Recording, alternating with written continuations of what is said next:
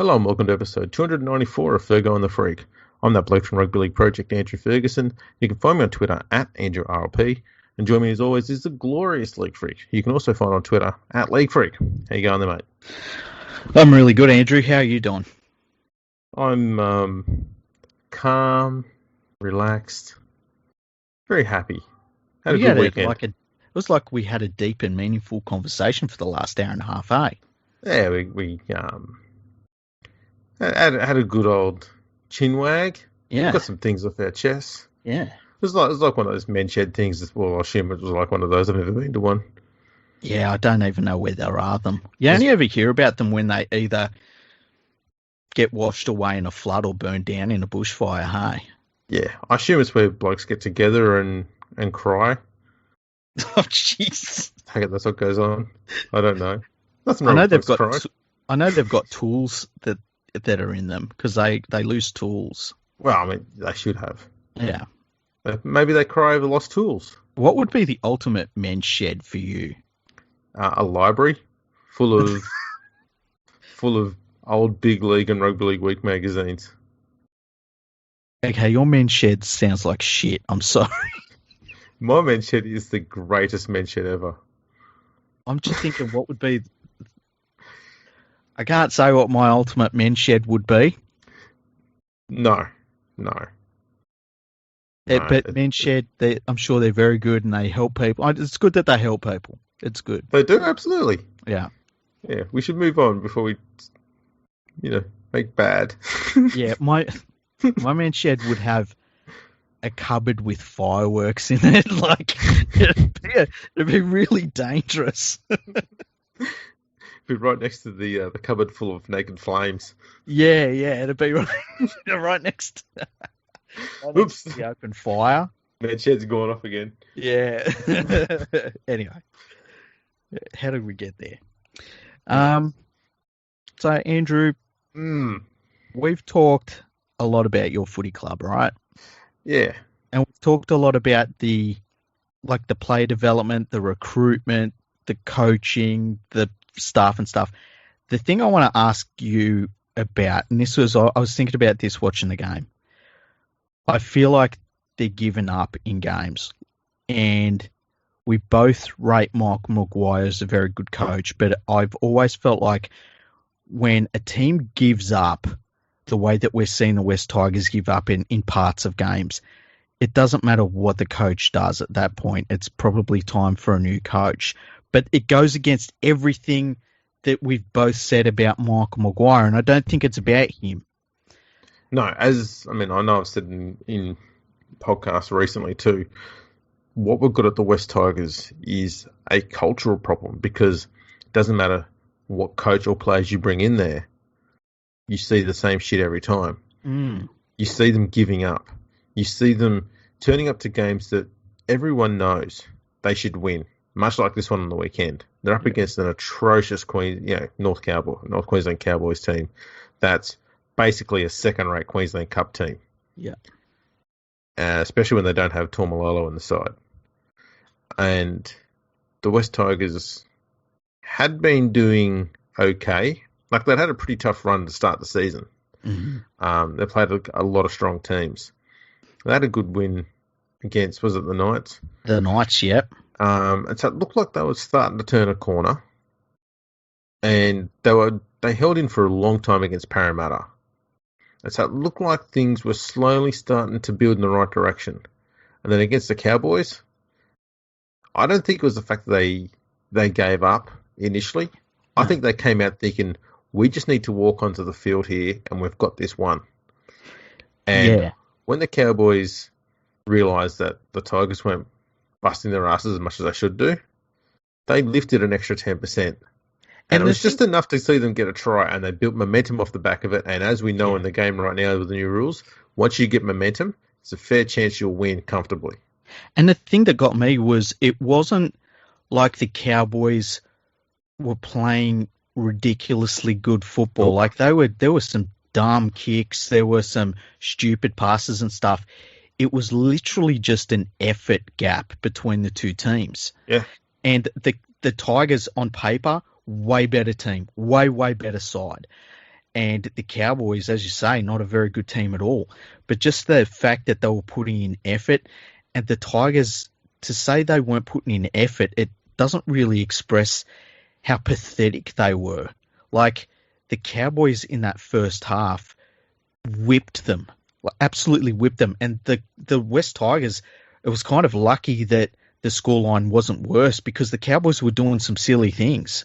Yeah, it was only because of the Cowboys' mediocrity that they did not lead by a bigger margin at halftime. If the Tigers had been up against any half-decent team, they'd have been, near 40 at halftime because that Tigers' first half was just, I'm not going to say atrocious because that is putting it far too politely. It was utter fucking garbage. And especially at Leichhardt, and as everyone's doing the tribute to Tommy Rodonigus. Yeah, the least mediocre human in history. Exactly, and they put in that effort. And I'm watching it and I'm thinking to myself, and it's interesting that you said culture because I was thinking to myself, what is this? And I kept on coming back to culture. And I was thinking to myself, if I need, there's few coaches in the competition where I feel like they could build a good culture, and Maguire's one of them. But when you bring in players that have been disregarded by their previous club, or they didn't have a contract because they had off-field problems, and you do that enough, it doesn't matter what you're building, what you're trying to build. These players are coming together, and the culture that they carry with them is not going to be good. Exactly right. And you look at some of the players they've signed, I know I've been harsh on Moses and Boyake, but the one thing he brings to the club is a professional approach to how he takes, how he goes about what he does. Yeah. He's not someone who's in the media for all the wrong reasons. He turns up, he trains his ass off, and he plays to the best of his ability, which is not great half the time, but the effort's there. Yeah. And that's the reason why he got Tamo in the side.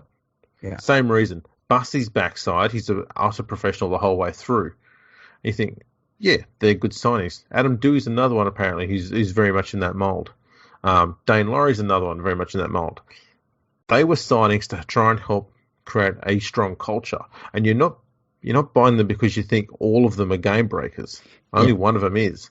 But you're trying to create a culture of professionalism and hard work and that sort of ethic. But on the back of that, you then go and get Joey Leilua. Yeah. Who's an absolute fucking loose cannon at the best of times. Mm-hmm. And then you get James Roberts, who's had, more than his fair share of dramas over the last few years since leaving the Broncos. Yeah.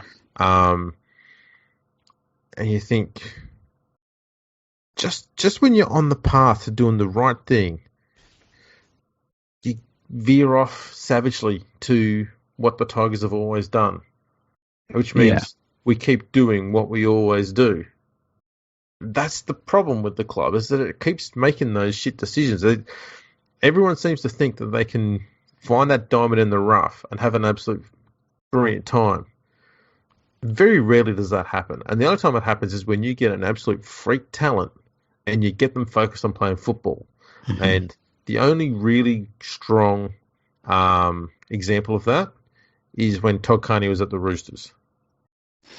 Yeah, and even then, it didn't last that long. It didn't last. But when they got him focused on footy, he played Origin and he played for Australia, and he was, I'm pretty sure he won a premiership. If he didn't, he went close. But, he was fucking world class. Yeah. Just, you get them for that fleeting second, you get them in that right zone, you get them focused on what they're supposed to do, they're fucking fantastic. Problem is, as you find with those players, a lot of the times they can't sustain it, they won't sustain it, and when they do go down, they bring everyone down with them. And so I don't know what the fucking trade-off is. Why do we go for players who, and I say this more about Joey Leilua than James Roberts. I think James Roberts has addressed a lot of his dramas. I think Joey Leilua has the wrong approach to football. And it's not just at the West Tigers. It was his time at Canberra as well. Yeah. He doesn't have a footballer's brain. Maybe it's an accountancy brain. Who knows? But when he gets in his moment and he's about about to have a fucking brain snap. He is not a team player.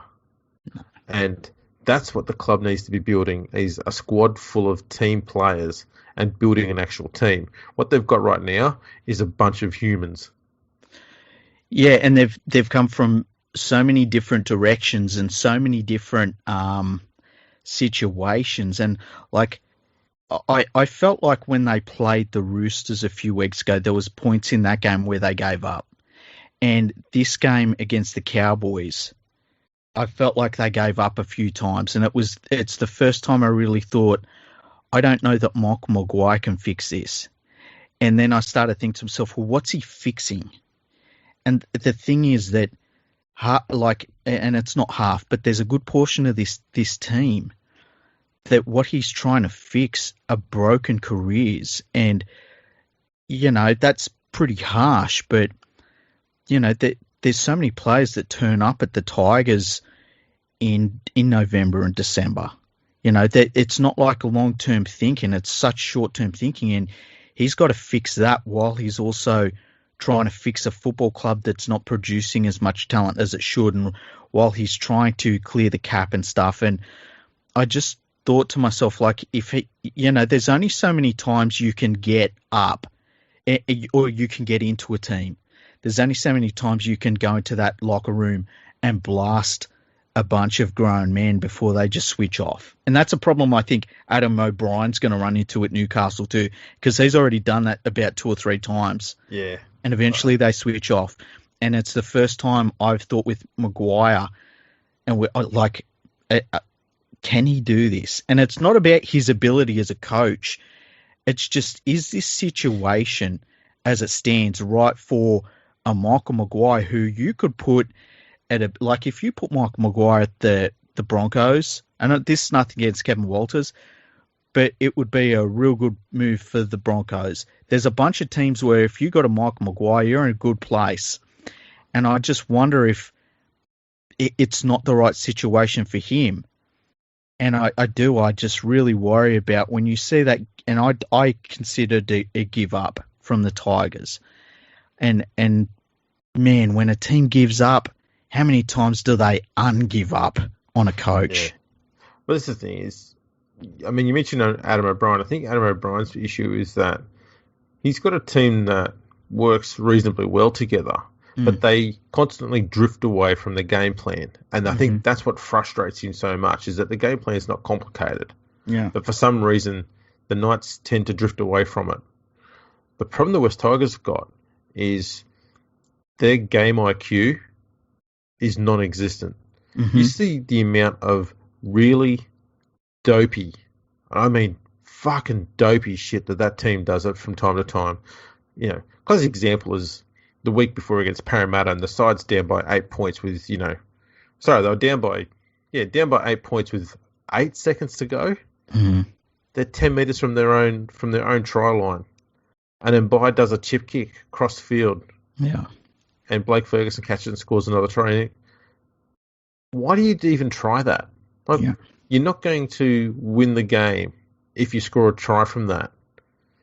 At that point of the match, the game is gone. It's lost. What you need to do is say, let's just stop this right here and not concede any more points. And he went and gave 6 more points away. Yeah. And it's that game IQ that the team just doesn't have. And so you ever look at the way the Tigers get back into games at the moment, it'll be through one fluky try, and then they lift their intensity. Oh, we can score points. They lift their intensity. And for a brief period of time, they'll put 2 or 3 tries on, not because they're brilliant, but because the way the rules are at the moment is momentum is king. So once you get momentum, you get a bit of possession, you can carry it for quite a few sets, and it should lead to points.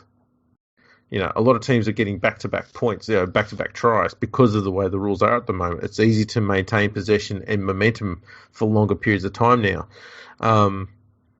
So that's why the Tigers scored a bunch of tries in a short period of time. Problem is, when the game was on the line, they lacked the IQ to close it out. They lacked the IQ to put on more points and win a match. They lacked the IQ to get field position. Basic stuff that every team should be able to do at any level. And any And player should know how to do it at any level before they get to the NRL. yeah, and they were doing it against the Cowboys team, who has a zero football IQ. Like, there were times there in that game, I remember at one point, like, I was going to call him Matt Daylight again, Drinkwater, he had put in some really terrible kicks. And there was one point where he put in another terrible kick, and it just goes straight to a West Tigers player's legs, and it comes straight back to him. I'm like, man, that's another stupid kick by Drinkwater. He runs 30 metres across field, kicks it again, runs past 3 Tigers players, regathers and scores in goal. And I'm like, what the fuck just happened? Mm-hmm. Like there's this terrible kick by the opposition, and they've just sat back and watched him fix his error. And it's that sort of stuff where zero urgency. It's zero. And there was so many times where you just saw Cowboys players like running past Tigers players while the ball is in the Tigers in goal. Like, how many times did that happen on the weekend? Yeah. This is the thing. I think there was a moment when Dane Laurie went down. Not even a single Tigers player went over to check on him. Yeah. And just, it's like I'm not going to call them lazy. It's just like they don't care enough. They're not invested enough in the result or the club. And I don't know how you change that. I think Michael Maguire can do that. Yeah. But I think the best way to do it is to go, you know what? We're not going to go and spend a shit ton of money on bringing in all these superstars anymore. We're just going to try and look after some local juniors. Try and get people who actually have dreams of playing for this club. Yeah. Because that's what worked in 2004, 2005. A bunch of young guys came along and they wanted to play for the Tigers, and you start to build a culture around that of people who want the club to be successful. Now you're just getting in a bunch of blokes from all over the shop who just come for the money or trying to save their careers. Like, it's the last stop, you know? Yeah, and they're not playing like they're saving their careers. But if it helps them get another contract somewhere else, yeah, you know, it's a means to an end. Yeah, exactly. And or they're playing out what's left of their contract that another club signed them to and realised it was a bad mistake. You know, that there's a mindset. There's something going on at the club, and I just like that we've got some really bad teams in this competition this year, but of all of the things you do not want to see, it's that give up in the team. And I've seen it with the Panthers. Have had points where it's been like, oh man, they've given up. You know, when they had that season where they won the wooden spoon, they gave up in a lot of those games, and that's it. I've never seen a club that's given up on a coach at any point in a game, and it's turned itself around. And that's the thing that really concerned me, because this isn't a Michael Maguire thing. It's not him, and it just made me wonder, like, how do you fix this? If a Michael Maguire can't fix this, who the hell can? As I said, there's a lot of things that need to change at the club. And it needs to start with having good leadership at the very top. Yeah. And leadership that is focused on getting local juniors into the first grade side and having that pathway set up so that they come into the team. And, you know, there's enough fucking juniors out there for that to be happening. We know this because every other team has them. Yeah. And I'm not talking about their own juniors. I'm talking about they have West Tigers juniors in their teams. Yeah. And there's no reason why the Tigers shouldn't have them. The biggest rugby league city on planet Earth, if you had to rank which junior bases you would love to have, the first one would be Penrith. The second one would be the West Tigers junior base. Yeah. And then after that, it's like daylight. Yeah. They've got this absolute gift in their lap. And they're like, who can we buy from another club? Yeah. And all it does, it's going to breed this environment amongst juniors of, I don't want to play for the West Tigers. I just want to play in the NRL. I don't care who I sign a contract with. instead of coming through going, I can't wait to play first grade for the West Tigers. I want to play for the West Tigers. They don't do that anymore because they know the Tigers won't sign. They're too busy signing every other bloody player from all over the shop who they think might be able to give them, you know, a fluky half-ass chance of making the finals once. Because that's all they're trying to do. They're chasing the tail, trying to build a team that can all work together once for 1 year. They make the finals. They can just ride on the coattails of that like they did 2005. Mm-hmm. Oh, we're back in the finals, We'll be right for another decade. And there's something to be said about you juniors knowing that the conveyor belt leads to first grade. I mean, I remember going to school with Panthers, like rep juniors, and like even back then, they knew that the end of the conveyor belt they were on is a Panthers first grade spot if they were good enough, and a lot of them aren't. But it's good to know that the goal is there and you're on that journey. Yeah. And that's just not the case with the West Tigers at the moment. And there's just so much that needs to change. But you hit the nail on the head when you said the change needs to start at the top. The board needs to take responsibility. How long the CEO can be in his position with failure after failure after failure, like when is enough enough? And it really does need to start at the top because you can't just keep this, they're bailing water on the Titanic at the moment. Yeah. And it can't keep going. It can't keep like, we joke about the 9th place team. At some point it stops being a joke and it is a failed football club. And there's no reason for them to be a failed football club. They've got a lot of very big leagues clubs behind them. They've got a great junior base under them. They've got a supporter base that as soon as they show any sort of like spark of being competitive, they can get crowds of 30,000 to the Stadium Australia. Like we know that all of this stuff is there ready to rock and roll. But it's the people that are running this club right now. At what point is it not good enough and they need to move on? It's been not good enough on their behalf for many decades. Yeah, I agree. This thing is, and this is not just attacking the Magpies either, because the Balmain management was in place that signed Alan Jones. Mm-hmm. That's where the shit started towards Balmain's demise. And that was in 1991. Mm-hmm. You have a look. They never bounced back from 1990. They made the finals nearly every year throughout, from 1983 to 1990. Made a few grand finals.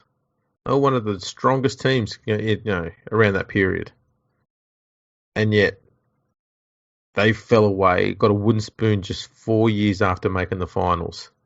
Never returned, ended up folding and having to merge. The Magpies were not much different. They actually made the finals more recently than Balmain did. I think it was in 94 or 95, something like that. Might have been 96 even. Mm-hmm. And then just fell off a cliff as well. Balmain's never had a massive area to draw on with juniors, so they've never been in a situation where they've been flush with locals to draw upon to bolster their local side. The Magpies have always had that, but because they've struggled for so often, they've had this mindset of we need to try and find top-of-line players elsewhere. Yeah. And so Balmain's inability to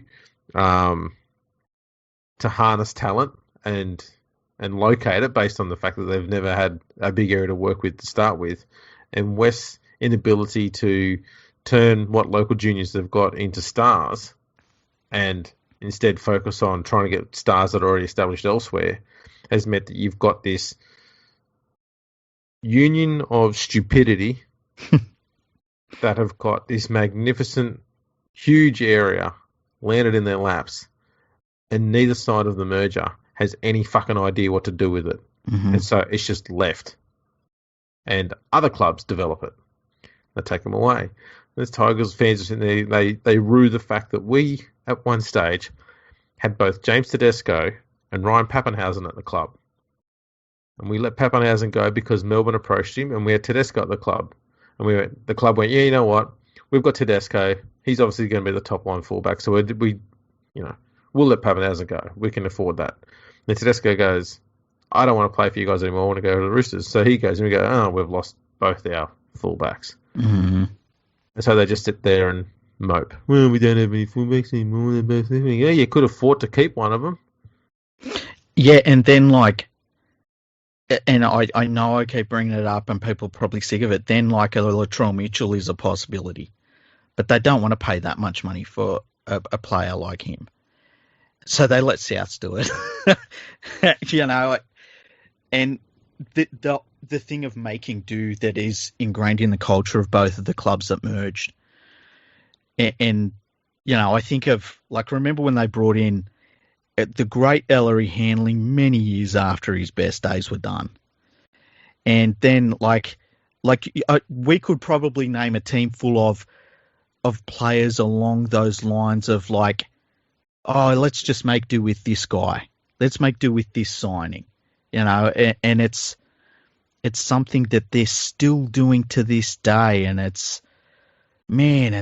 I can't imagine what it's like being a fan of the club, Andrew, because every other club, you have your rises, you have your terrible falls, but you rebuild.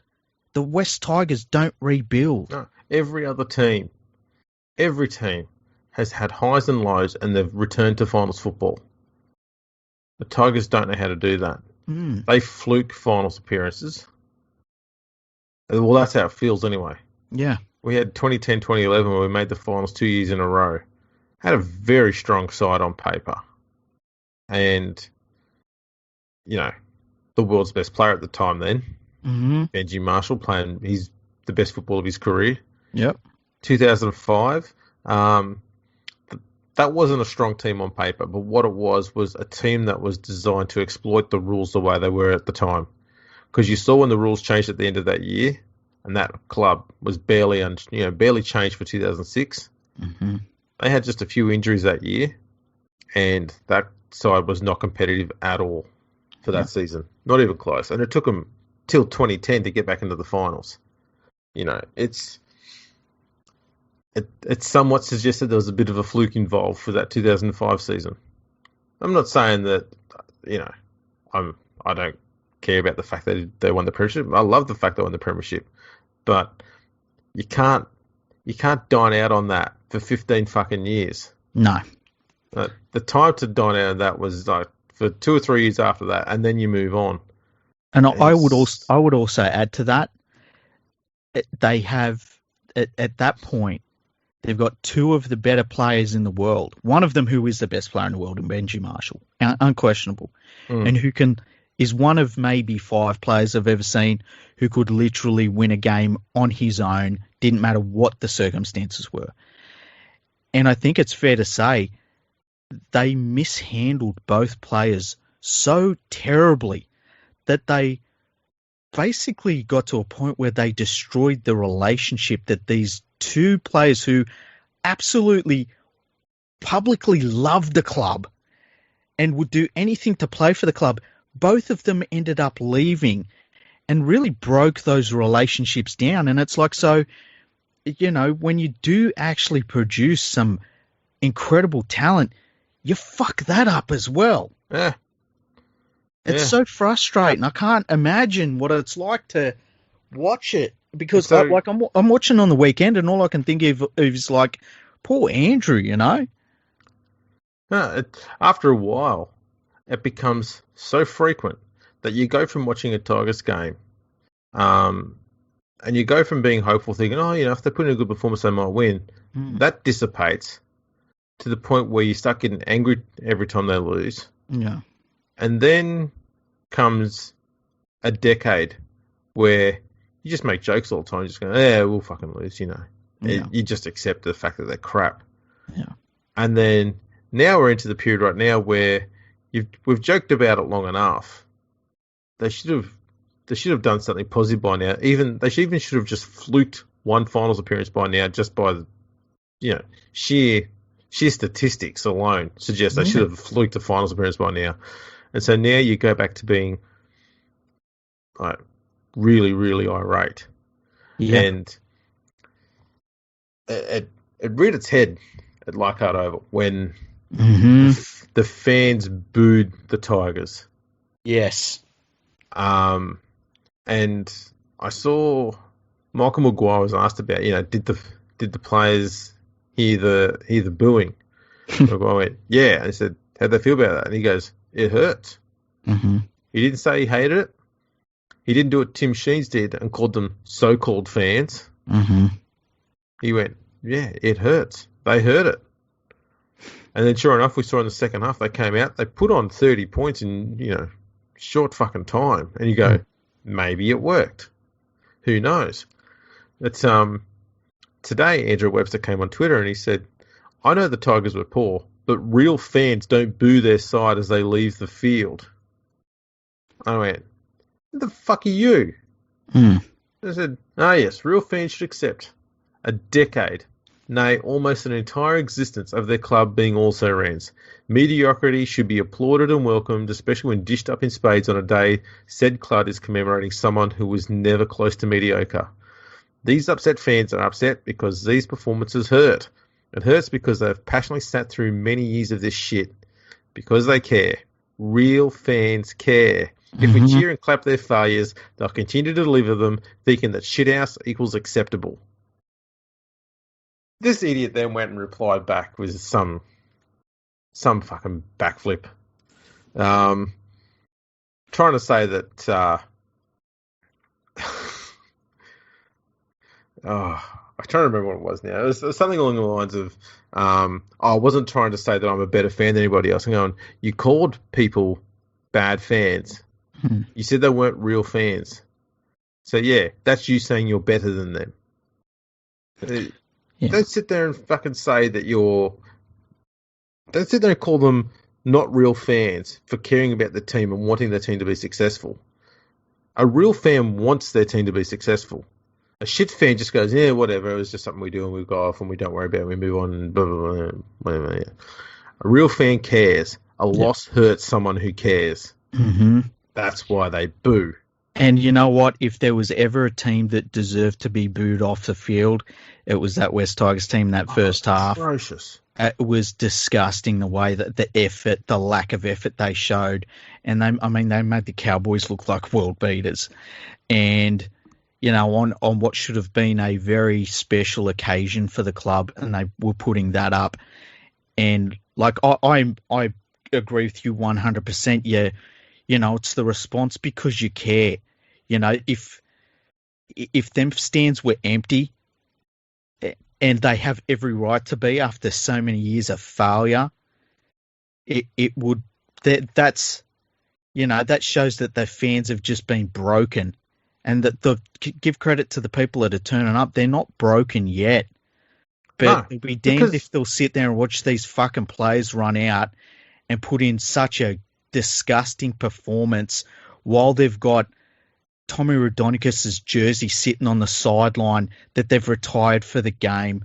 And I was disgusted as a footy fan.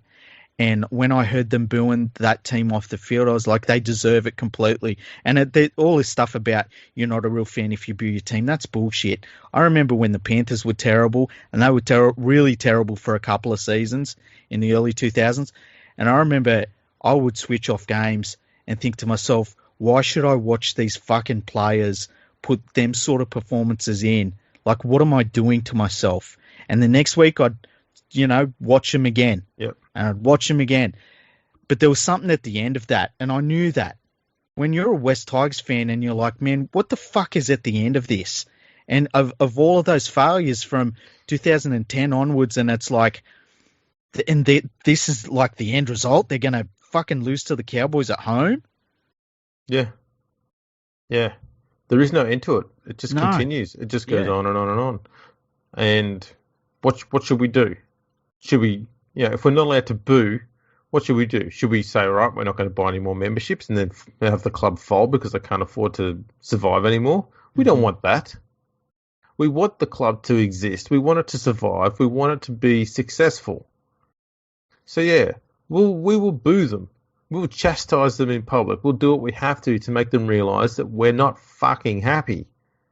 And it's not just about the players. Like, that No, needs to be remembered. It's not just I'm booing these 17 players on the field. This is booing the club.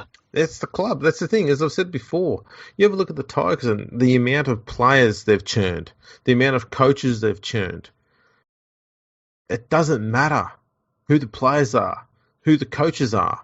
We've changed those so many times, we can't remember how many we've fucking had. Yet the same shit continues to happen, which means there's something else that's the issue. It's not the names you got on the paper. It's not the person who's telling them what to do. Something else wrong at the club. And yeah, we need to start going right. We need to look at the people running the club. Mm-hmm. We need to look at Justin Pascoe, who I'd just like to say as a side note, and I know you're aware of this, apparently there was some talk that he had a bit of a whinge about the fact that Penrith had fans that were standing or sitting within 1.5 metres of one another of the ground. I don't care what the fucking story is. Apparently Penrith apologised for it. But you know what? After your team has put in a performance like that and has had the start of the year that they've had after, this is our 10th year since we last appeared in the finals. The last thing you should be fucking worried about is what some other club's fans are doing at their own fucking home ground. Get your head out of your fucking ass and look at your own fucking club, you stupid cunt. I'm fucking sick of this bullshit. Bitching and moaning about Penrith all the fucking time. You spend more time bitching and moaning about them than you do bitching and moaning about your own fucking club. I'm fucking sick of this prick. Yeah, and it's like, if you put half as much effort into worrying about the job he's doing at the West Tigers as he does worrying about the Panthers, imagine how good the West Tigers might end up being. So fucking infuriating. I'm sick of making jokes about him. And it's petty. It's like, and here's the thing, like, no one at Penrith cares about what his latest gripe is. He's got all of these gripes towards a club that literally does not give a fuck. Because he walked out on them. And he's still got gripes with them. He couldn't remember whether he walked out on them or whether he was sacked. And then it was revealed, he left to take up the job at the West Tigers. What's his fucking gripe about? What, Ivan Cleary leaving? You fucking left? Why is it okay for you to leave but the fucking coach can't? And furthermore, what fucking difference does it make? You got I think many people would argue at the time that Michael Maguire as a coach is an upgrade on Ivan Cleary. Mm-hmm. I don't think anyone would argue with that at the time. Ivan Cleary walked into a club that had been set up very well so that local juniors came through all at the right time, and they just needed to be guided, which is what Ivan Cleary is very good at doing. He's a mentor type person. He guides them around and he focuses on making sure teams do the bare basics and make sure that they do all that stuff very, very well, because he knows if you do that stuff good, it's very hard to break a team like that down and beat them religiously. And then you can just allow your X-Factor players to do their thing off the back of it. And sure enough, success comes. Ivan Cleary's not an idiot. He's a very intelligent coach. Michael Maguire, likewise, is not an idiot. And so anyone saying that we need to get rid of Maguire, I'd barking up the wrong tree. We've had plenty of coaches before. Mm-hmm. Yeah, Maguire's not the problem. Maguire is not the problem. No, and we can't sit there and lump all the blame on a poor performing halfback either. And I'm not saying that we need to keep Luke Brooks, but I'm saying sacking Luke Brooks and sending him off to another club is not going to solve this problem either. Yeah. Because it is not the cattle that's the problem either. Yeah. As I said in another podcast episode, I think there's a mentality amongst all NRL players at all NRL clubs that the West Tigers are a team that never makes the finals. So we don't go there because we want to be successful. We go there because they're going to offer us money when no one else will. That's the mentality. And that's a culture that's amongst all of the NRL.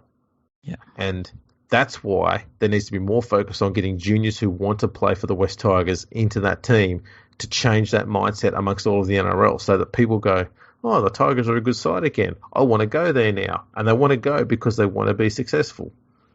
And you know what? A really good example of that is the Gold Coast Titans, who I feel like it was a very similar situation for them for a lot less time than the Tigers have been through it. They started bringing through some good young players. They had the money available and aimed for the absolute best of the best they could get.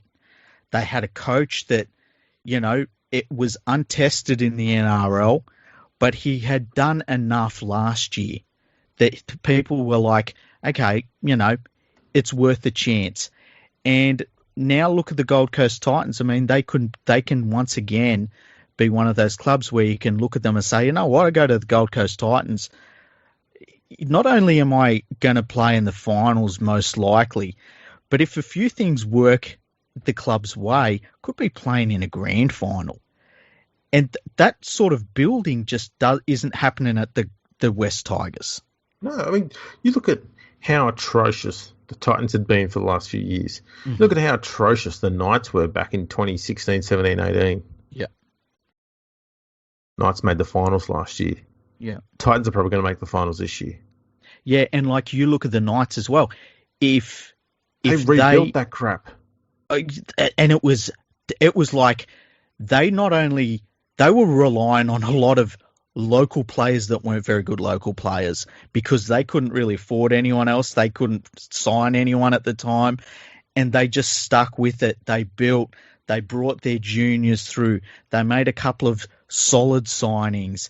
Now Newcastle's at a point where you can look at their lineup and look, they had a bad game on the weekend, but if say they signed an Adam Reynolds and one extra good player in that side, they'd be a bloody good finals team that you wouldn't want to face. And they're that close to being that level of club. The West Tigers, if they signed Adam Reynolds, I don't think they're making the finals. Adam Reynolds for a straight swap tomorrow for Luke Brooks isn't going to fix the problems the Tigers have. They're too ingrained in the club. They're too big. Yeah. They need to get an actual proper businessman who knows how to run a rugby league team. Mm-hmm. The Sharks had a similar issue for a long time. Yes. And they went and got a smart operator, like I think it was Damien Keogh? No, before him. Went to Manly after he'd been at the Sharks.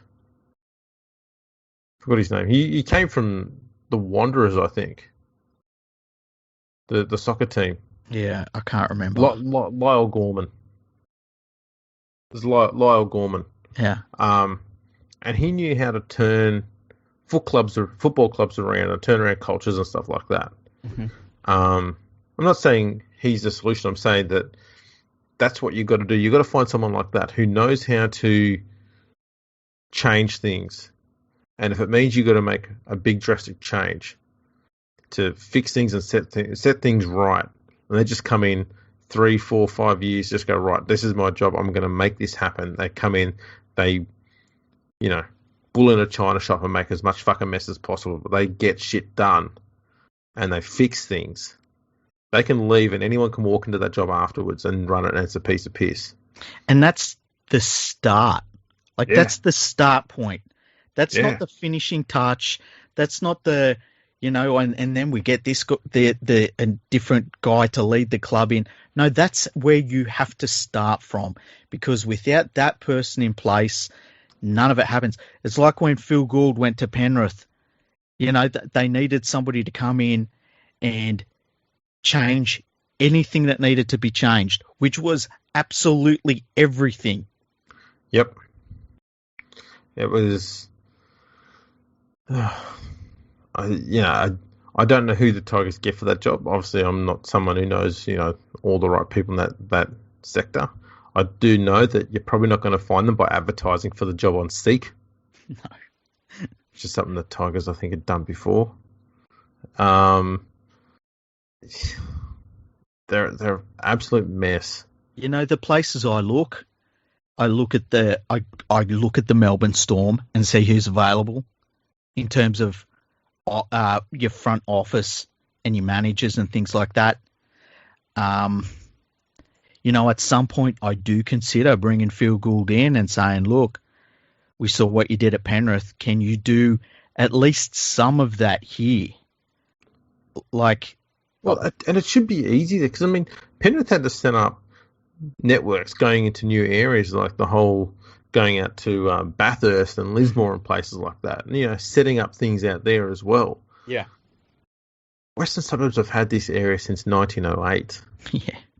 yeah, That should already be done. That shouldn't be this long, hard, complicated process. They've had a 60-year head start on Penrith, at least. mm-hmm. And it's like that. It's like in all of Sydney, it is the growth area. It is the place that is going to almost be its own city in 20 years from now. It's going to have its own international airport. Like, it's an embarrassment of riches on their doorstep. It is not good enough for this club to be a joke. This should be like the shining light of Sydney NRL clubs. It can't be left to be in this state. Something has to change, and the change starts at the top. It does. But, as long as he's getting, they're getting paid a decent money, they're not going to move aside. No. And that's where they are. People go there because they get a decent job and a bit of a pay that they probably can get elsewhere. Mm-hmm. I mean, who else would hire Potato? I mean, Penrith obviously thought he was replaceable because when he said he wanted to go, they said, fine, off you go. Yeah. He wasn't even running the club. Wasn't he marketing or some shit? I'm not sure, to be honest. Yeah, that's how much of an impression he made. Yeah, like when people were talking about he used to be the CEO, I can't remember him as the CEO. I'll be honest with you. And, Penrith haven't got the highest profile CEOs and club chairmen and stuff like that through their history. But, man, I don't remember him there at all. That's the thing. I mean, in my mind, you don't need to have someone who's high profile. You need someone who gets the fucking job done. I don't know who runs the friggin' Melbourne Storm. I know it used to be. I think it was Frank. Who runs the Melbourne Storm? I don't know. I think it was Frank Canisi, but I think he's leaving the club. I thought that was years ago that he ran the club. I don't know, but the thing is, they don't go into the media and talk all the stuff about what's going on there. Mm-hmm. They realise that that's not their job. Yeah, their job's to run the way the club functions and all the stuff behind the scenes. Well, you look at when the Brisbane Broncos were at their very best. It was a group of people whose names you very rarely heard of. Yeah. Like if you heard their names, you had no idea what they look like. No, that's all right. I've seen that name on paper somewhere before. Yeah. They were like these shadowy figures. That's all they are. They're the silent assassins in the back. Yeah. We don't know who they are. That's pretty much it. I don't know. I don't know how the Tigers fix it. All I know is that I'm pretty confident that they will probably avoid the spoon because they always do, and that will be enough for them to go, oh, well, this season wasn't a failure, because that's in their mind. A failure is finishing last. Yeah, and there are 3 teams this year who are abysmal. One of those teams just beat them at home, but 3 teams that should finish 1, 2, 3 on the bottom of the ladder.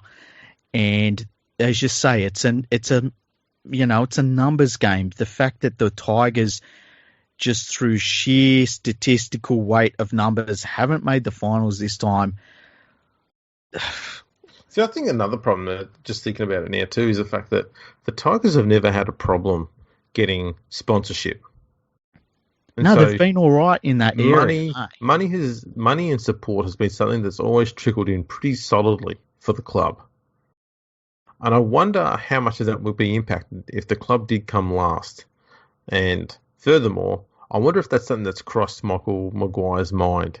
Yeah. Because there's a comment he made at the very end of his press conference on Sunday. And they said, do you think you'll be making any changes to the side? And he said, well, our reserve grade team's doing very well at the moment. And then that was the end of the press conference. And I went, really? Yeah. He just told all of his players that the blokes who are in reserve grade being paid far less than you are much better than you, and I'm looking at them now. Yeah. I would like to see him go, you know what? Fuck the result this weekend. I'm going to bring a lot of those reserve guy blokes into the side. Yeah. And furthermore, I might just stick with them for 2 or 3 weeks. Don't care what the result is. I just want to see people putting in effort and appreciating the fact that they're in the NRL side. And get these blokes to go, you know what? That should be you out there. But you're not out there because you don't care about this side as much as they do. Yeah, and I think that you could, without question, they are more talented. But I think you could name 6 players really quickly off the top of your head who, if they were sitting on the sidelines next weekend or for the next round and they were replaced by reserve graders who were not nearly as good as them. Like I remember I used to say when the Panthers were terrible, I would rather watch a bunch of youngsters lose by 50 than a bunch of experienced, no-hope first graders lose by 50 who aren't going anywhere in their careers. You know, at least the youngsters are getting some experience. Well, this is the thing. The Tigers have got 2 very good young, spine players. They could be bringing them in. People keep saying, "Oh, they're not ready yet. They're not ready yet." I'm going, not ready for what? They play football against grown men every fucking week in reserve grade. Yeah. They're killing it. Put them in the side. Put them on the bench and just ease them into the game. Give them 20 minutes a game, something like that, at the end of matches when everyone's tired so they can be protected a little bit. Ease them into it. How can you say they're not ready yet? We've had 17 and 16-year-olds play the game. I think a bunch of 18, 19 and 20-year-olds are going to be fine. There's only one way to find out. Put them in the game. And on that topic too, I mean, and we've spoken a little bit about him, but Luke Brooks, this weekend, last weekend, sorry, against the Cowboys, for me it was like, we're done here. See, this is the thing with Brooks, okay? And it's something that I've noticed for a long time, is when Benji Marshall was there, his job was, okay, we're trailing. What we do is we give Benji the ball and see what he can do. Mm-hmm. And that was a task that Benji took on his head. And when Benji left, but Farah was there, it was like, oh, we'll give it to Farah. He will do something. Yeah. Because Brooks is not a leader. And that's the problem we've got with him, is if you're going to be at 7, you've got to be able to lead your team around. He's not a strong communicator on the field. He's not a leader. No. He's a support player. He is the support act. That's what he does reasonably well. When he doesn't have Benji and Farah there, like he has right now, he seems to think that, okay, now I've got to try and do what they used to do. Problem is, those two, supremely more skilled than Brooks. Supremely more skilled. I don't think there's any argument about that at all. Even when they were in their, early to mid 30s, still brilliant compared to Brooks. And so now he's trying to do stuff to try and help the side win games and he's trying to help them win games in situations where they've got behind on the scoreboard, not because of him, but he's now trying to do something to win the game for them, but he doesn't have the skill set to do that. And so more often than not, you see him doing something, playing a lone hand, and because he's a poor communicator, no one goes with him. And you see, I reckon he must be one of the most tackled halfbacks in the game, especially on the 4th tackle. Mm-hmm. And that's horrible because it means you don't have your halfback in play for the last tackle when you need to kick or set up a try, something like that. Yeah. He has a good passing game. He has a good kicking game. He has a good running game. He's got all of those. He doesn't have the X factor game to make something out of nowhere because he's a support player. Yeah. That's what he is. As I said before, if you had a good 7 next to him, you can carry him perfectly fine. You wouldn't be a drama. But when he's your chief playmaker, he is nowhere near good enough.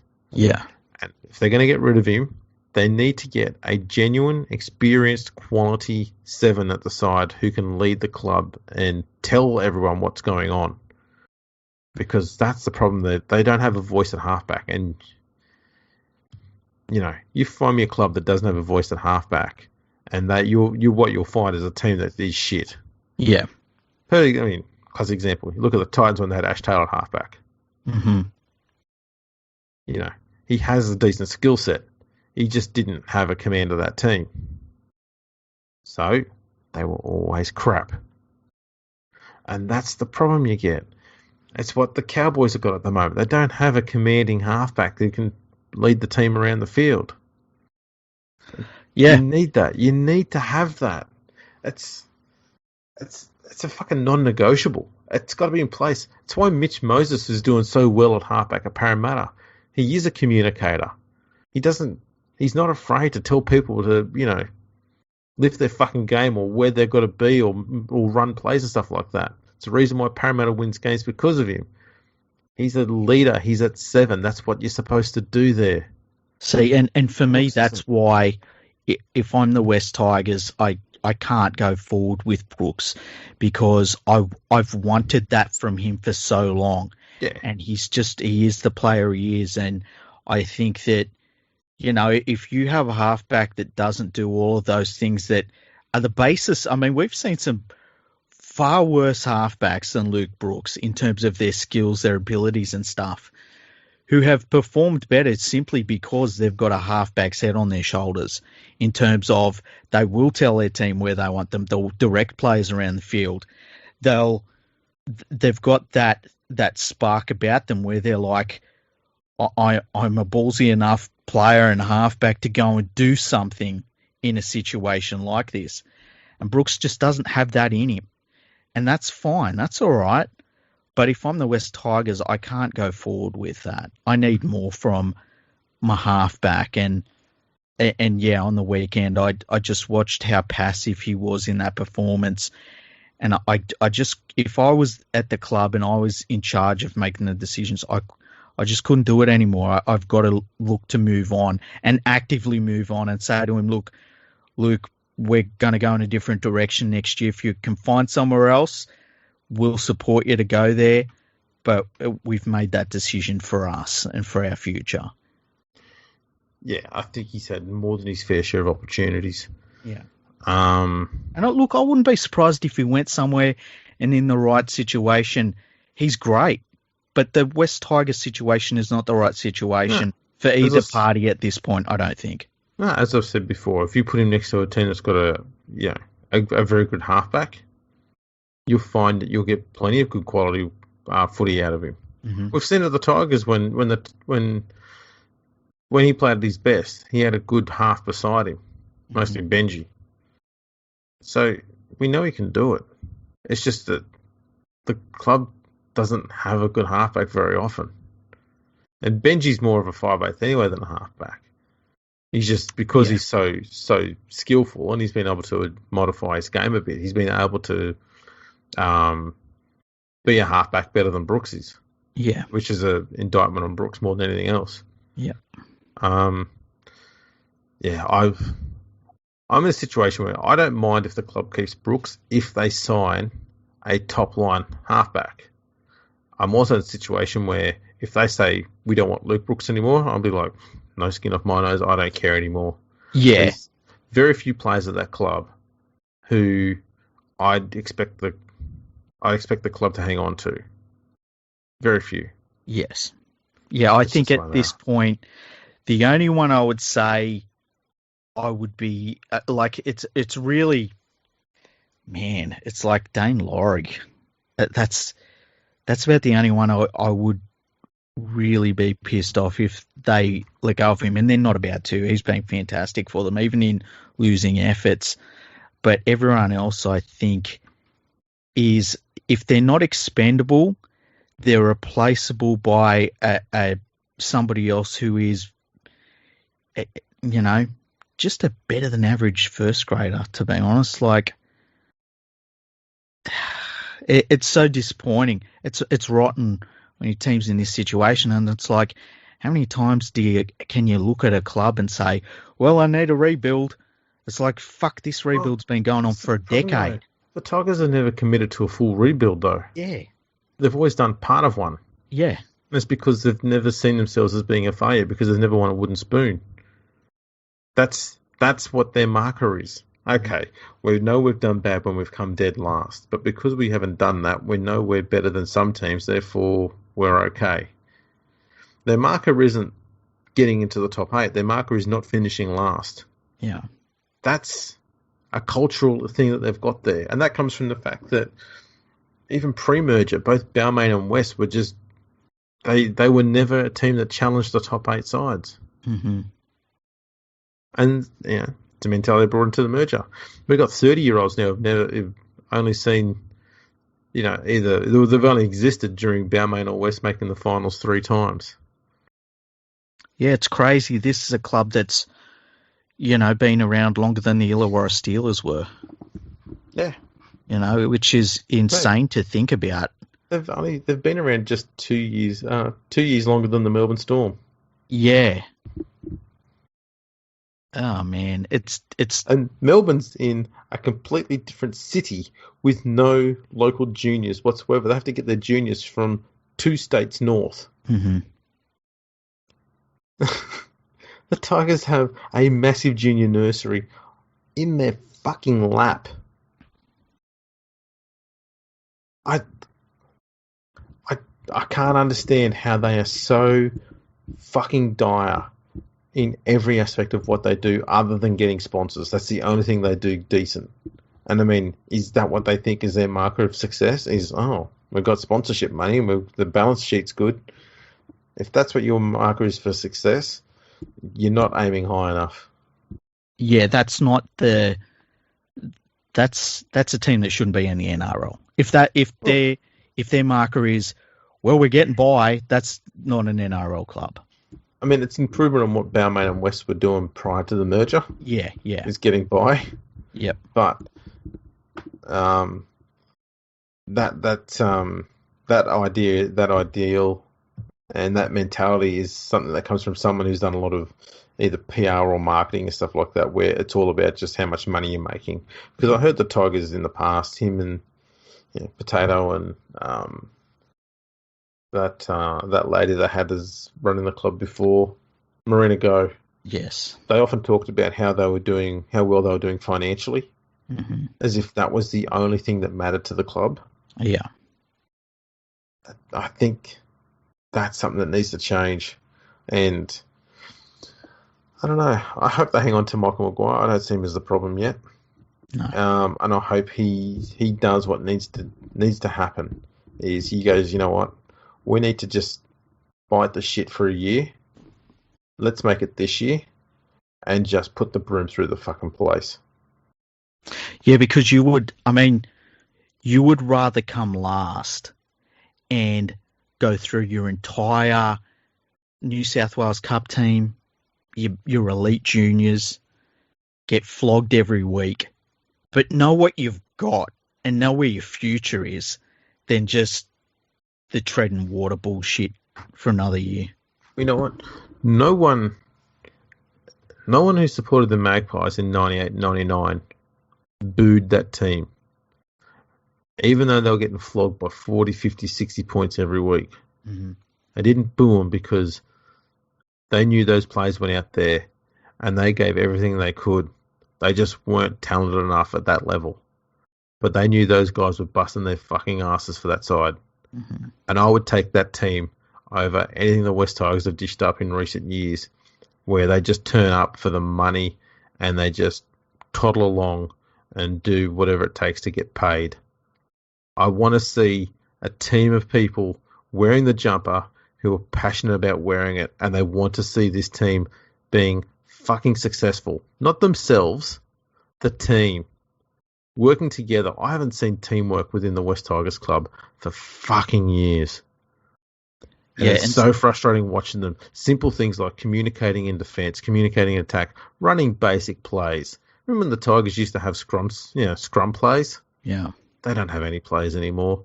They don't have defensive communication anymore. They will just go out and do it, whatever one person wants to do. Oh, I'm going to run up on him. I better look after this. Do this. Fuck, another try. It's going, well, fucking, who cares? There's always next week. Blah, blah, blah, blah, blah. And that's the fucking attitude. It's got to change. And the only way you're going to change it, you get people who want to wear that jumper. That's the only way you're going to change the culture within the playing group. But there's so much more that needs to happen above that as well. Yeah. It's going to take a long time, but as long as they think that success is not coming last, they'll just keep finishing within the bottom half of the draw forever, because that's acceptable for them. That's success for them. We've got sponsors, we've got money in the bank, and we're not finishing with the wooden spoon. That makes us a success. Yep, we're a top 12 team. Yeah, top 14. As long as we're not in, as long as we're above the top, somewhere in the top 15, we're good. We're good, yeah. That's all I want. There's other stuff we could have talked about tonight, but I think we should just keep it to the West Tigers talk, because this has been really this was a podcast we needed to do, and I knew this was a podcast we needed to do 20 minutes into that game, and we've talked a lot about the West Tigers in the past, but I knew that the tone of this podcast was going to be different to other ones, and I'm glad we did it. I will say too that that's the I don't miss any. I don't miss many footy games. I definitely don't miss Tigers games. And even though we were in the car coming home on the weekend from seeing my parents in the country, which was just fucking amazing to go back and do that again and get away from civilization and go back to living analog for a little bit. Mm-hmm. I still got my phone out and I was watching the game. I watched most of the game before the Tigers game on my phone. I was watching the Tigers game, and after a while I went, I would rather be playing a golf game on my phone than watching this shit. And I turned it off at halftime. Yeah. And then when I saw the score and the Tigers are coming back, I said, I don't care. Yeah. It didn't spark me to want to watch it. Yeah. So we listened to the radio and talked about our weekend. You made the right choice, I reckon. Just enjoyed the journey home. Yeah. Just made sure we finished the weekend the way we started it. Happy. Mm-hmm. I didn't want to come and maybe have the shits about that. Save that for the podcast. Yeah. Anytime you get to get angry is during the podcast. It's really good. Yeah. Yeah. Look,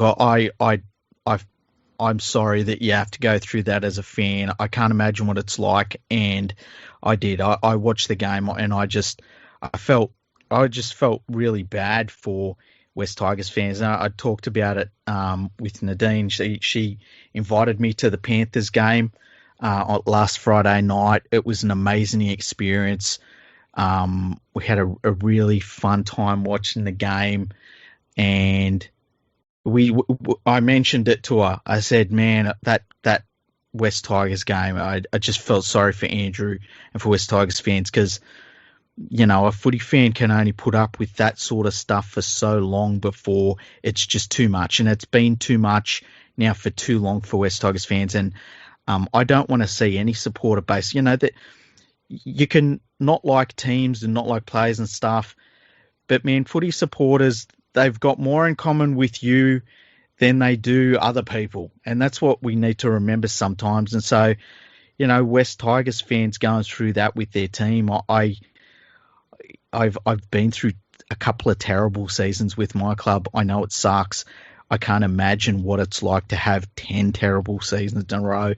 And I don't want to see footy fans going through that. I want to see every club and every footy supporter have a moment where they can celebrate being grand finalists or being super competitive or winning a grand final, because being in the doldrums for so long, I don't want to see that for any footy fan. So I just was pretty down about that game when I watched it.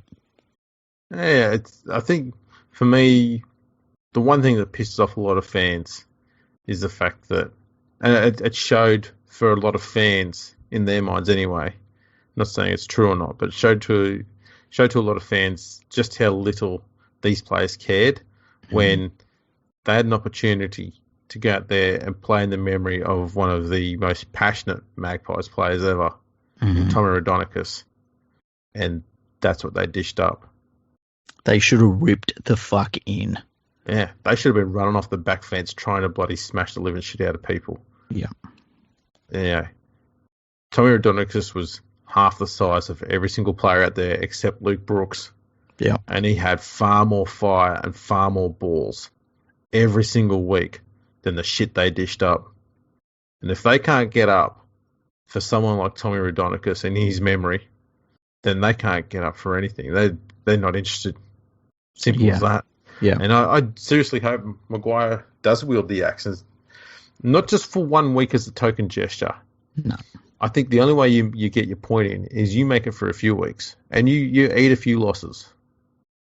But you know what? Who cares? We're losing anyway. Mm. These guys need to be told, if you want to get a contract at another club, you've got to earn it. Just like if you want to be playing in the NRL, you've got to earn that right. And right now, the guys in reserve grade, they're winning games of football. Therefore, they're better than you because you're all losers. Mm-hmm. He's got to make this personal. Simple as that. Attack them personally. Attack their fucking ego. Make it personal. That's what Tommy did so effectively. That's what Michael Maguire has done in the past, apparently. It's something that he's good at, is getting people up for games. But you look at his face after that loss in the post-match presser, he's stumped. Yeah, it was, and that's the thing about that game. It's like, man, where do I even start? And one of the best coaches in the game, and a good coach should be able to go into any team and make them play better. But there's only so much you can do to make 17 men, do what you want them to do on a footy field. And the worst thing about them at the moment is their defence just keeps getting worse every week. Yeah, that's the thing. We've got 15 weeks now of conceding 20 points minimum every game. And as I found out with some stats a few years ago, if you score 19 points or more in a game, you are a better than 50% chance of winning. And the Tigers are conceding 20 points every game. Hence, they're not winning many games. Yeah. You have to get your opponent scoring less than 19. They can't do it. And you can't stop that. You're not going to stop the losses. Simple as that. Yeah.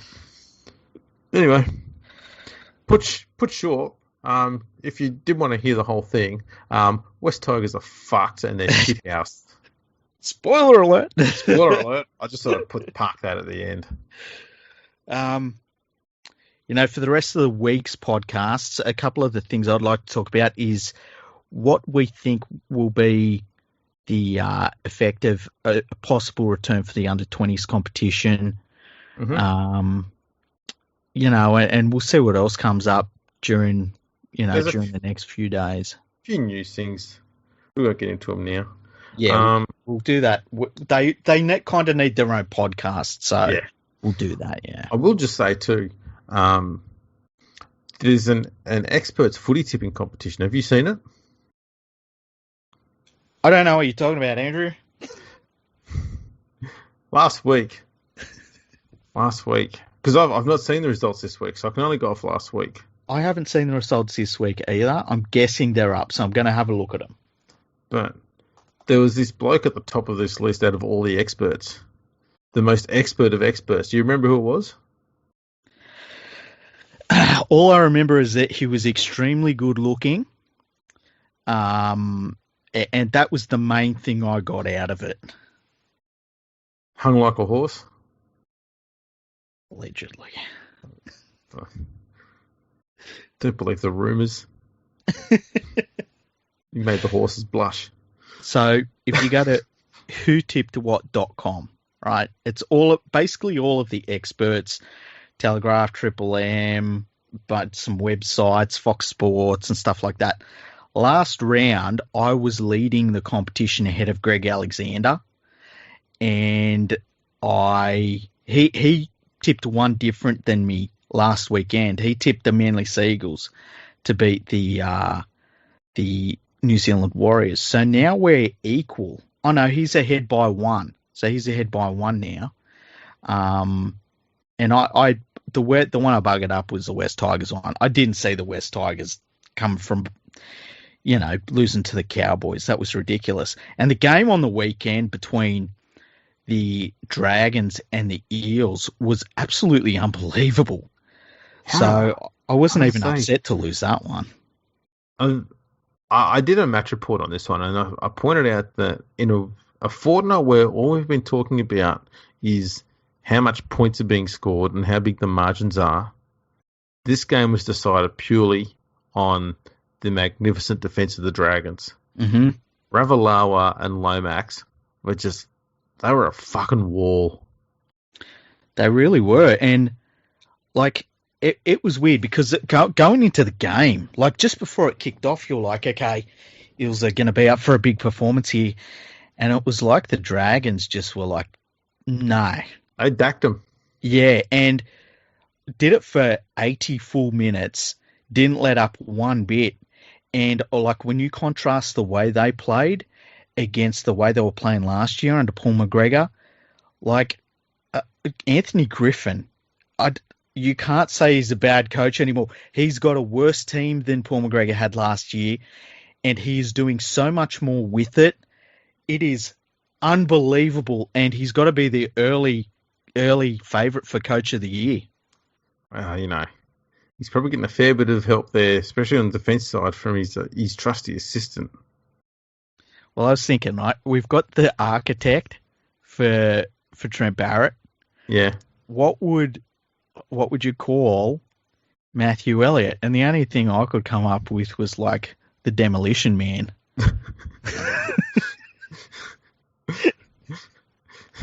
He's the dynamite. Yeah. We might have to change that. We might have to, I don't know. We might have to call him the Great Wall. The Great Wall. The Great Wall of Elliot. I don't know what type of herbal tea he's drinking at the moment, but it's working. Yeah. It's probably one that's got maybe he's on that Sultana brand. Sultana brand? Yeah, binds you up a bit, keeps you regular at the same time. Okay. Yeah. It's a bit of that gear. I tell you what, they really come out and they put one on the Eels. And look, it's very early in the year. It is very, very early in the year. But the Eels are a team you can put one on. Like, they fit, they're not quite at the same level, right? But there's a little bit of that North Sydney about them, hey? That 90s North Sydney team where looks great, can look like world beaters. You look at their lineup, great forward pack, really dangerous back line, good halfback and stuff. But you put one on their chin and it's all over. Yeah. You just wait till it gets to the pressure part of the year. Mm-hmm. That's when you got to see what they're made of. Mm-hmm. Just like the Bears. Yeah, weren't the Bears weird like that? They were. I think you'll find too that I might do some research on it one day. It won't take long. They might have had one of the best win percentages in regular season rounds throughout the 90s. Yeah, for sure. Like, I'm trying to think of a year where they weren't at least a finals team. Keeping in mind at one point that it was only a top 5 and then it expanded as the 90s went on. I can't think of them ever not being a contender for the finals. And, like, definitely 50% of the time they look like a team that if things went their way, they were like a top 3 team, possible premiership winner and stuff. And yeah, they were just missing something. Just that last little bit of starch. Mm. Yeah. It makes you wonder how much would have changed if they'd have won a premiership late in the 90s, whether they'd still be around. It does, yeah. And like, I remember, and I talk about it a lot on the podcast, the game where, and it was the Parramatta Eels, like, completely destroyed their soul. And it was incredible to watch because North Sydney went in as favourites in that game. And Parramatta just said, we're going to go out and bash the shit out of them. And they did that. And Norths were never the same after that. And, I mean, they disappeared within a few years. Yeah, well, yeah. Parramatta and the rain. Yes, we can't forget the rain in Gosford. I think the rain was probably more harrowing to their soul than Parramatta. Such a weird, like, I wonder if such a Bears, weird I wonder end if for a Bears club. fans look out in winter when it's raining and just look outside and cry and go, "Why? Why rain? Why'd you have to do it to us?" It's weird though when you think of the crowds on the Central Coast, and they've never been great, but when you think of the crowds on the Central Coast, you think of the success Manly ended up having eventually and how they needed to rebuild, and just things that happened along the way. I wonder if North Sydney would have actually been able to survive on the Central Coast. I think they probably would have. You reckon? Yeah, I think they could have made that move comfortably enough. Yeah. But yeah, the rain. It's a It great story. happens. It does. Yeah, rain does happen occasionally. Yeah. It's unfortunate. If they had have made that move during El Nino rather than La Nina, Yeah, man, they North, should. They should have factored that in. yeah, Amateurs. a big what if in rugby league history. Absolutely. What if North Sydney knew about the weather cycles of El Nino and La Nina? And ironically, just a little bit down south, they love it when it rains during construction because it means that they don't have to wear their asbestos masks. Exactly right. I saw they were digging up the ground actually at Brookvale recently. Did you see Yeah, that? they're building at what they're calling a centre of excellence on the hill, that hill Right. area, which I'm guessing they're going to also put a stand on that hill. I was going to say, are they building it out of fibro? I hear it's going pretty cheap. Be one of those knock-up sheds from Bunnings. Yeah, well, look, I've sat on that exact hill when I went to the one game I went to at Brookie, and they're not losing anything losing that hill. No, they're not. I just saw it being dug up and I went, "Ooh, is that safe?" Ooh, you get that automatically concerned. You So go, shouldn't they put tarp over it or something? I think they actually do put tarp over it, hey. Oh, When I see it, I think, man, that must be weird running out and there's just no fans on that part of the ground, and then you see the rest of their ground, and that's like, oh no, they're probably used to it. yeah, they've still got COVID lockdown in Manly. Yeah. Oh, you got to laugh about other teams occasionally. Speaking of which, we own the Viking Club now. Oh yes. It's ours. Apparently, yeah. Well, the Sharks owned it for a while. They did, but now it's ours. Yeah. And then the Raiders sort of got it back, and it was pretty good. But now it belongs to the Penrith Panthers. What are you we're going to keep it now? for a while. What are you going to call it now, though? You can't call it the Viking Club. That's the Raiders' name for it. I was wondering if you could call it something a bit more Penrith and just call it the Clap. The Clap. Have you got the Clap? Hey, do you want the Clap? Do you want the Clap? I picked it up at the Panthers footy game on the weekend. I already got the Clap. Oh, there we go. Yeah. I suppose we should wrap this one up, eh? Yeah, it's been a good one. I hope it's been cathartic for you. It probably should be. Yeah. I dare say I'll be doing the same shit next Sunday. Yeah, I look forward to next week's post-mortem. I'll just be going, fuck! Right, that's the end of that episode. Yeah. Every week, 5 seconds of me swearing. Yeah, make sure you check us out on Twitter and Instagram at FergoFreakPod. We're on LinkedIn, YouTube, MySpace. What else was there? Facebook. Facebook, yep. Yeah, so check us out on all those. Like, subscribe, share us around. I see you've been doing it too recently on those platforms. That's fantastic. We've got some emails we're going to read out in an episode very soon. I'll actually do it in the next episode. Yeah, we got heaps of emails. Sorry we didn't get to it on the weekend. That was my fault. And then today we had to do this one. We just had to. Well, it wasn't really your fault. I also went to the bush. So yeah, that's a good point, actually. We were all gone. Yeah, we just disappeared over the weekend. We just did a West Tigers defence and just disappeared. Yeah, we just kind of looked at each other and went, "I'm not doing this." Yeah, that was it. We went in our different directions. Like watching Joey Leilua and North Luma on the wing. Two separate directions. Yeah, we don't know which way Lua went. Noffaluma was figuring out, sitting around going, hang on, I've got two people now. Sitting there with his arms out going, which one do I take? Which one do I take? While Lua's running off somewhere because someone said Luciano had poo-poo breath or something like that, and Joey gets offended. He's got to look after his bigger, better, meaner brother. Yeah, good look after him. Yeah. Oh, fucking hell, Joey. Yeah, that pretty much wraps it up. Yeah, thanks everyone for listening, and thanks for sharing the podcast around.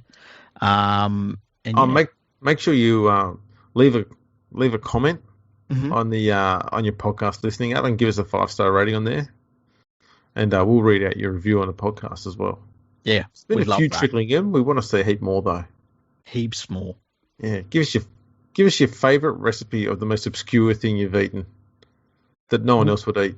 Oh yeah, and don't listen. Hey, I know you lot. Don't name names.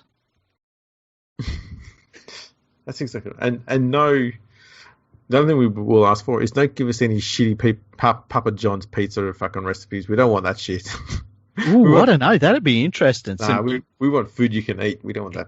We don't want that fucking tripe.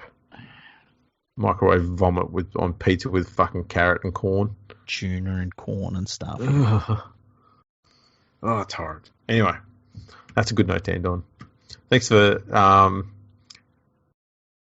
suppose, what's the word I'm looking of? Thanks for entertaining me today as I had an epic whinge. And if you don't like it, let me know. But no one's complained, so I'm just going to keep doing it. Sound fair enough? Yeah. Yeah. Okay. Thanks, everyone. Catch you next time.